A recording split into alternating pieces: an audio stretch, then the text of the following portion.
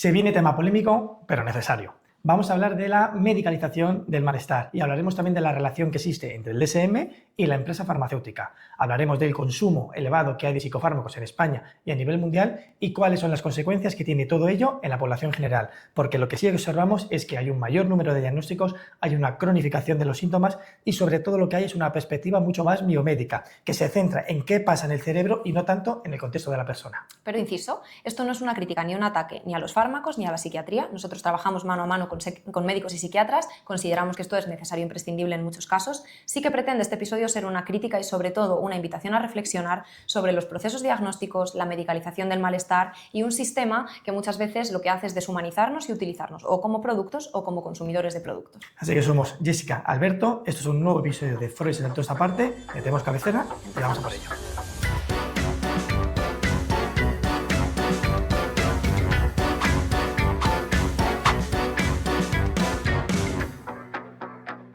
Bueno, pues un nuevo episodio. Hoy nos vamos a poner un poco más críticos. Hacemos otros episodios que son más centrados un poquito en pautas, en ayudas, en otros temas un poco más frescos y hoy queremos ser un poco más reivindicativos. Así que antes de empezar, os vamos a pedir, como siempre, le podáis dar al botón de suscribir, que es gratis y que nos viene bien para ir un poquito creciendo más y más. Así que, Jessica, mete contexto. Este es de los temas que a mí me gustan, la verdad te diré, porque creo que tenemos un papel súper importante también en redes sociales y las personas que trabajamos en sanidad, de revisar un poco el panorama en el que estamos y de ser un poco críticos. Entonces, por meter un poco de contexto, efectivamente, vamos a empezar explicando cuál es el lenguaje común que tenemos los profesionales de la salud mental, ¿no? Dentro de los profesionales de la salud mental podríamos hablar de que están los médicos psiquiatras, estamos los psicólogos sanitarios, psicólogos clínicos, bueno, toda esta diferenciación que ya comentamos también en nuestro primer episodio sobre cuál es la situación de la psicología en España.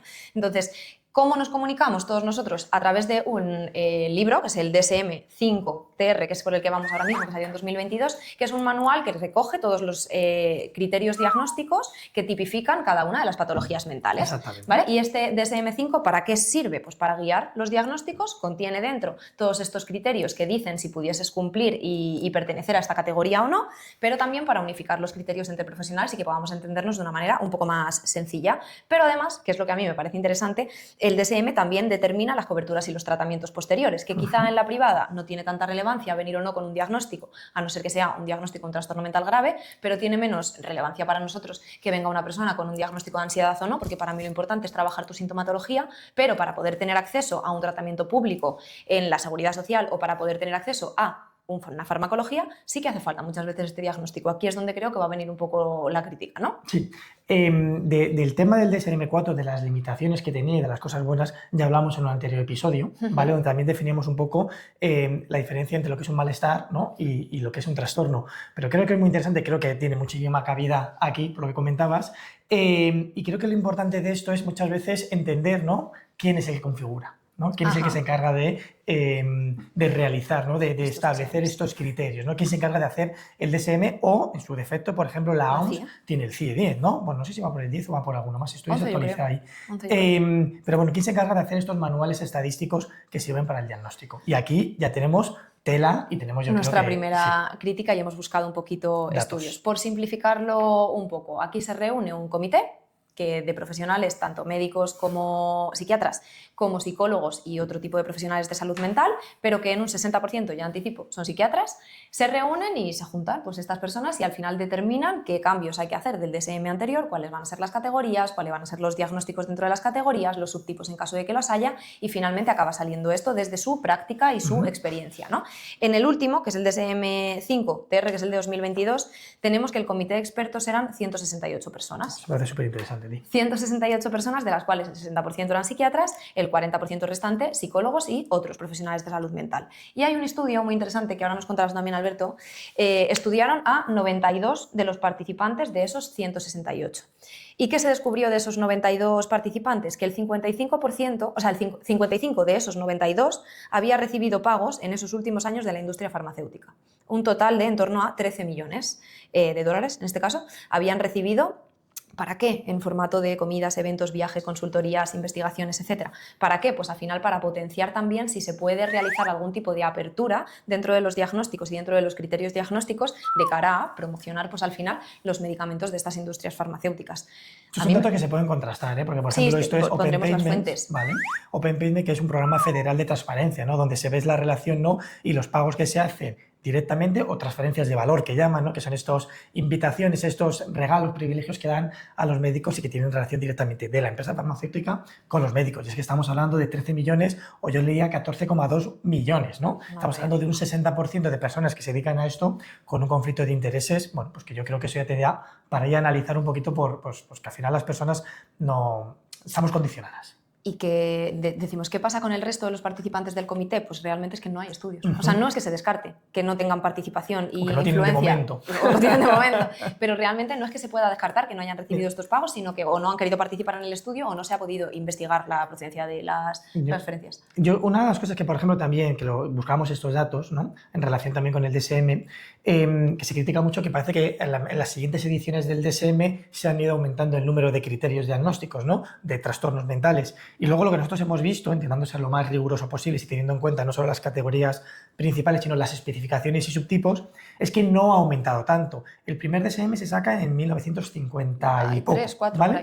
Y ahí hay como unos 108 categorías diagnósticas y nos vamos actualmente al DSM-5, estamos hablando de unas 297, 298, pero es que desde 1980, que es el DSM-3, no ha habido tanta variación. Lo que sí ha pasado, que es un poco la crítica que se hace en el DSM-5, que yo creo que también tenemos que analizar, es que se han cambiado no tanto las categorías diagnósticas, sino como algunos criterios.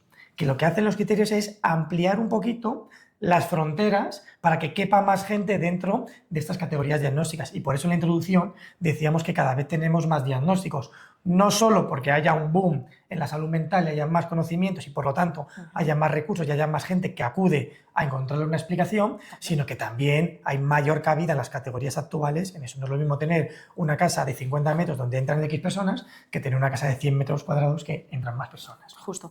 Yo creo que tenemos que revisar los criterios diagnósticos, pero primero tenemos que revisar al comité que revisa los criterios diagnósticos, ¿no? Es que esos 13 millones, Alberto, son 250.000 euros por persona, dólares por persona que estamos recibiendo de industrias farmacéuticas.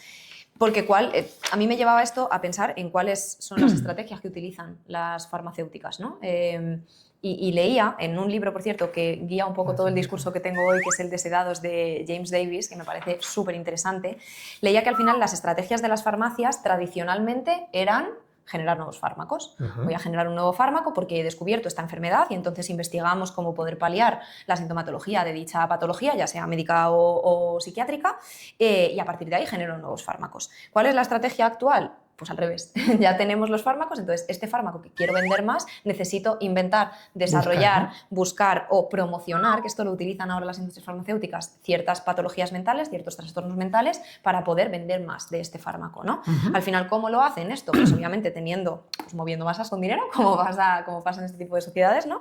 Y entonces desde ahí intentando pues que se muevan hilos, como decía, por una parte para promocionar trastornos, ¿no? Que esto pasó con el trastorno de ansiedad social, que cuando se abrió en el último DSM se hablaba incluso de timidez. Timidez es una palabra tan general que no tiene por qué tener nada de negativo, pero que de repente, cuidado, que si eres tímido, tengo este fármaco que te viene estupendamente para poder mejorar en tus interacciones sociales. Bueno, cuidado, se le da mucho bombo a la ansiedad social, como se le podría dar al TDAH o a cualquier otro tipo de trastorno, y desde entonces pues parece que todos somos compatibles con esto y que por tanto podemos recurrir a este fármaco que ya estaba inventado porque esto va a aliviar mi malestar, mi sintomatología.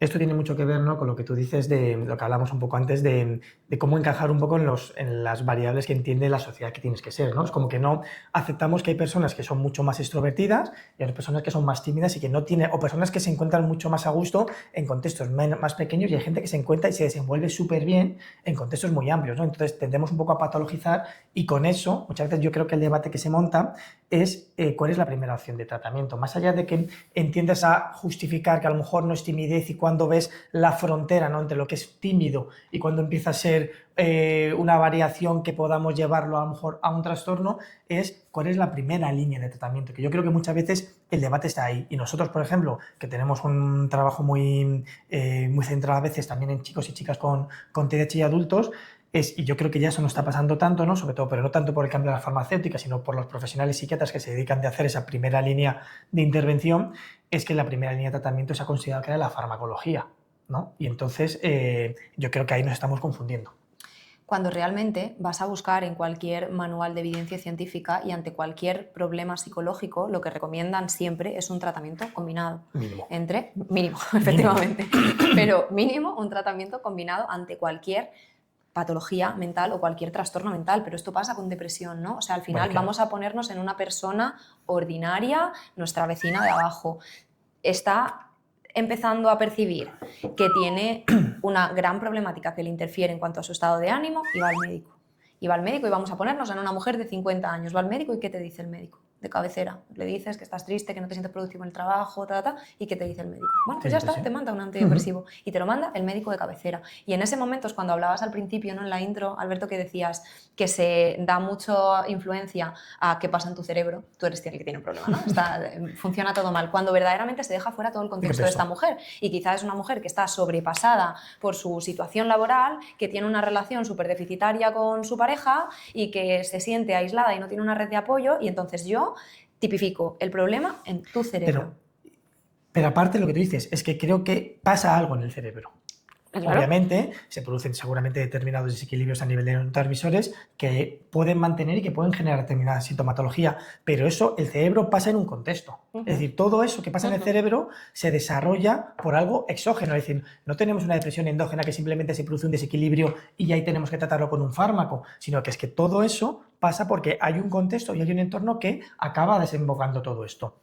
Y creo que de todas formas, por ejemplo, en investigaciones, en depresión, está mucho más evidenciado que la mayor eficacia es la terapia psicológica. Claro. Porque lo mucho que puede hacer un fármaco antidepresivo es controlar en el corto plazo. Y es verdad que si queremos mejorar y queremos conseguir determinados cambios en el corto plazo, te lo va a dar una medicación y que a lo mejor en algunos casos la medicación te ayuda a dar ese eficacia a la labor que tú hagas terapéutica. Esto es, ¿vale? Pero la medicación no te va a curar.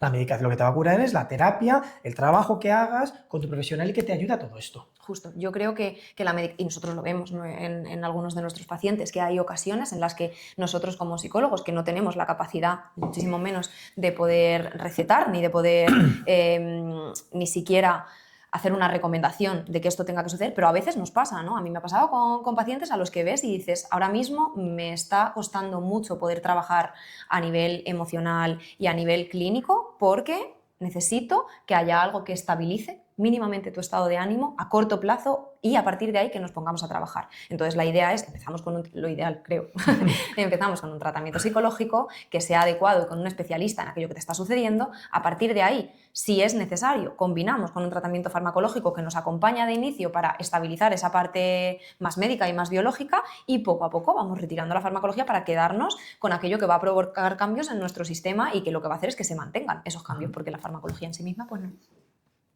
Toma. No, y pensaba en que creo, ¿no? Lo que pasa es que aquí nos podemos poner escépticos y podemos dudar de todos los estudios que hay, ¿no? Pero una de las críticas que se hacen a todo esto es cuántos datos se malinterpretan y a lo mejor salen negativos y se malinterpretan por un conflicto de intereses o se omiten porque no interesa dar esto, ¿no? Entonces, porque una de las cosas que se habla, por ejemplo, con la medicación también, en algunos casos es el efecto placebo, ¿vale? De cuánto esto. Pero fíjate, quería ponerte una situación. Venga. ¿Vale? Y quiero que analicemos, te voy a dar una situación con 3 posibles soluciones. Y quiero no que analicemos cuál es la correcta, sino cuál sería el impacto, porque creo que esto nos puede hacer reflexionar sobre el uso que hacemos de los fármacos, ¿no? Y cuál es lo que debemos hacer, ¿no? Tomamos a una persona que tiene una ansiedad laboral crónica, ¿vale? Y entonces pues se encuentran mal. Y tenemos 3 tipos de soluciones. La primera, prescripción rápida de un ansiolítico. La segunda, baja laboral e inicio de terapia psicológica. Y la tercera, un cambio estructural en la empresa para esa persona, reubicando y redefiniendo un poco sus funciones. Pues, por ejemplo, ¿cuál te parece el impacto de cada una? Al final, ¿qué crees que es lo que se hace?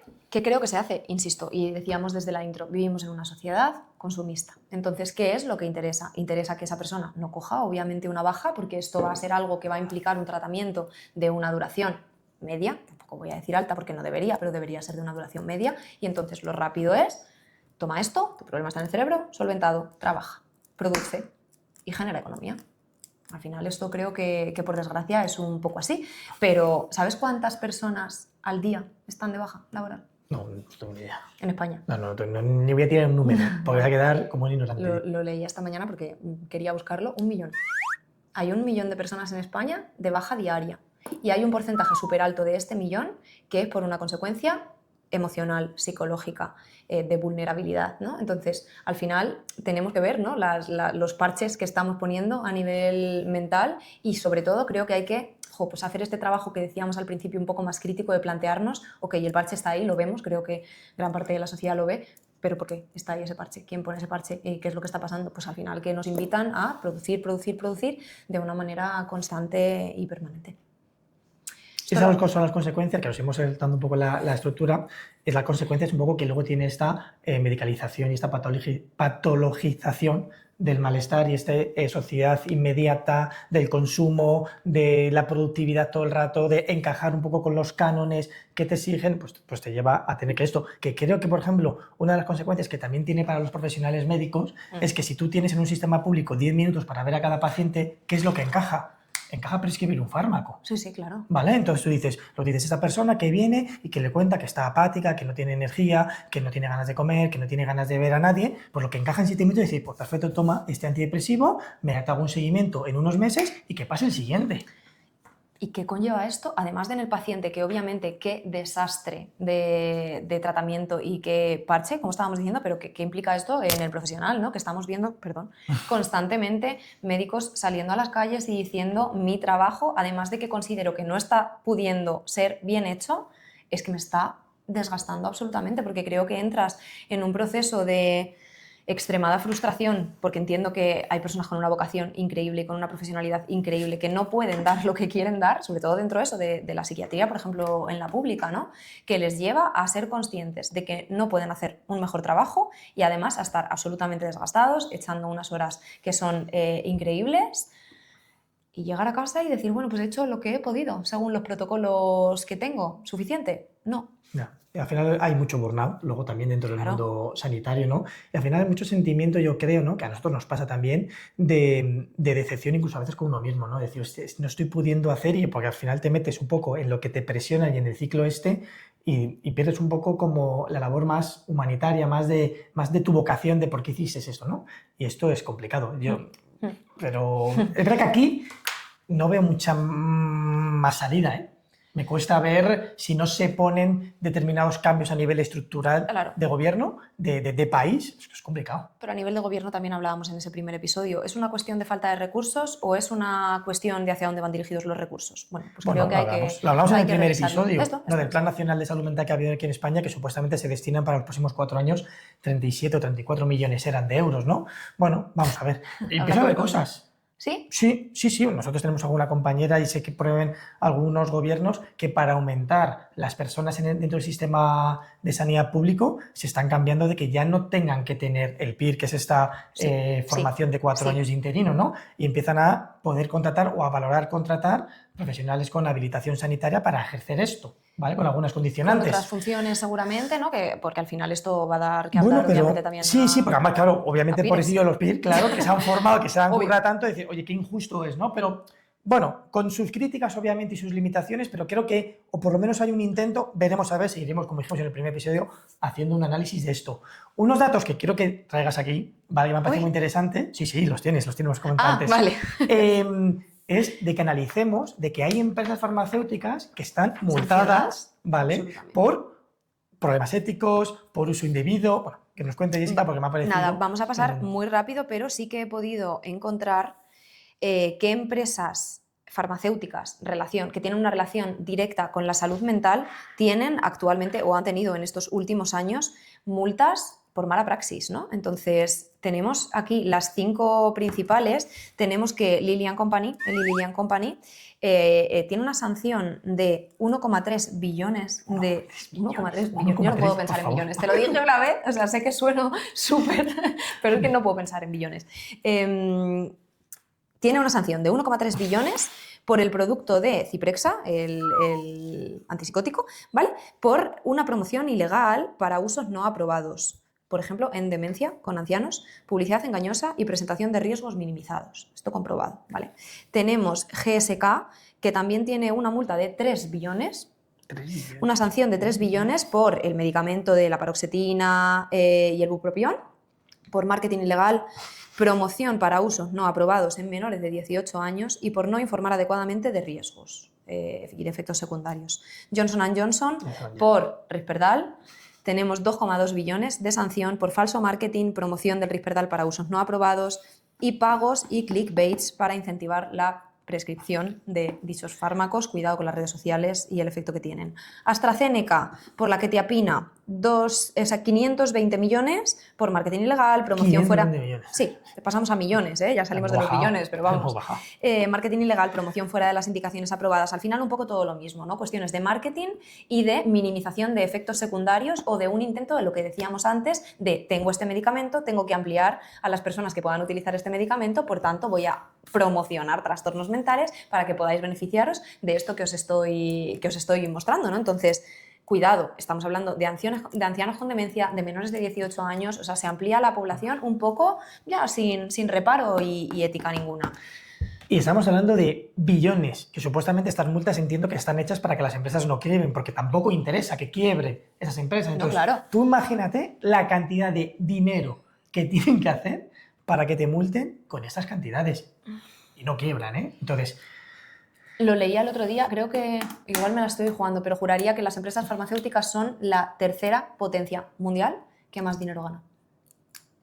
Me lo creo perfectamente. Tercera, o sea, que es increíble. Que vaya por delante que lo que decíamos al principio, tampoco es una cuestión de criticar a la empresa farmacéutica. No. La empresa farmacéutica es algo beneficioso, necesario, claro. El problema viene cuando ya tu estrategia de aquello que tienes que es necesario y bueno, buscas potenciarla para esto es lo mismo, más. Joder, que se hablaba con los bancos con las preferentes. Es decir, ya ganas suficiente dinero como para encima aprovecharte de la gente que no conoce los productos financieros para sacar un rendimiento y ganar más pasta. Hostia.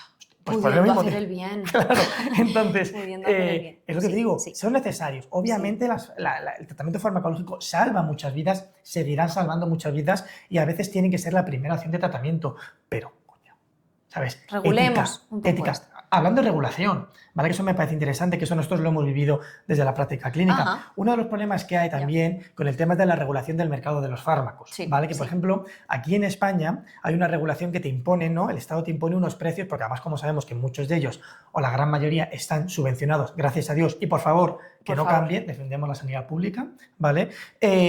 Pues entonces, como hay parte que subvenciona el Estado, pues impone unos precios para máximos de beneficio. Pero eso en otros muchos países del mundo, principalmente en Estados Unidos, pero en Europa estamos hablando de, por ejemplo, Alemania también, ¿vale? Que no nos tenemos que ir al lado más consumista y más capitalista del mundo, ¿no? Pasa que no hay esa regulación. Entonces, las empresas farmacéuticas, ¿qué hacen? ¿Dónde se centran más? Ahí. Y el problema que ha habido es que con esto de la pandemia, como sabemos que ya los fármacos se hacen en cualquier lado y muchos se hacen en India, muchos se hacen en China, los principios activos, desde la pandemia hubo muchos problemas de abastecimiento, ¿no? De conseguir los principios activos, de generarlos. Entonces, ha habido que muchos fármacos muy importantes, muy necesarios, ha habido poca cantidad de stock. Entonces, ¿qué han hecho las farmacéuticas? Donde si yo tengo poca cantidad de fármaco, ¿dónde lo voy a poner a la venta? A quien me dé más dinero. Exactamente, en los países donde yo saco una mayor rentabilidad. Estados Unidos, Alemania, Canadá, otros tantos. ¿Qué pasa, por ejemplo, en España? Que lo hemos vivido y ha habido muchas, por ejemplo, hablando de TDAH, ¿no? Muchas familias, ha habido durante muchos meses una crisis de abastecimiento de medicación para el TDAH. Y esto, lo de la medicación del TDAH, podríamos hablar en otro episodio, pero muchos casos necesitándola han tenido meses donde con el miedo, con la ansiedad, con no tener. Sí. Entonces, joder, creo que deberíamos aquí buscar una regulación mundial, que lo estoy diciendo, y esto no es utopía pura, ¿no? Pero coño, que veamos aquí también que sin una regulación mundial, al final vuelven y prevalecen los intereses económicos de rentabilidad. La individualidad, el bienestar y la salud. Que al y final podríamos hablar que sí, que las empresas farmacéuticas investigan y hacen acciones sociales tal, pero si perdieran beneficios, ¿seguirían haciéndolo? Es decir, yo creo que la investigación no puede estar únicamente supeditada al tema de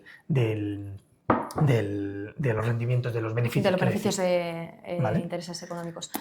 Completamente de acuerdo. Yo, fíjate, por volver a sintetizar, aunque ya lo hemos ido comentando, ¿a qué nos lleva esto? ¿A dónde nos lleva esto? Nos lleva a priorizar al final la economía y el consumo y todo esto a la salud y la individualidad, nos lleva a que la persona que tiene un problema psicológico es etiquetada y estigmatizada y tratada desde este ámbito más farmacológico, y nos lleva además a ese estigma de que la persona interiorice el problema es mío y de mi cerebro y de mis mecanismos y tengo una enfermedad, que esto viene en un montón de pacientes a consulta con este discurso, por encima de pensar que esto al final es un problema contextual y político. Y nosotros siempre lo decimos, al final la psicología tiene que ser política, tiene que ser social, tiene que ser contextual. Leía también, aunque lo menciono muy por encima, hicieron un estudio dentro de las fuerzas y cuerpos de seguridad del Estado en España y en cuanto a las bajas laborales que hablábamos antes, y se vio que si por ejemplo en un pueblo hay 5 personas que se relacionan con la policía, hay 4 que tienden a darse la baja y 1 que nunca se la da, que suele ser el inspector.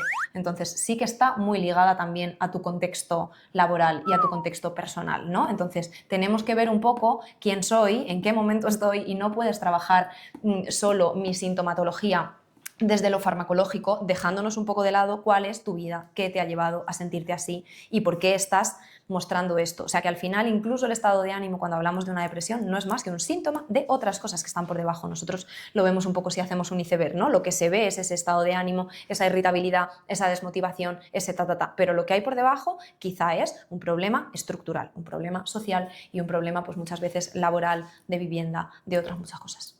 Me parece clave el cierre que acabas de hacer.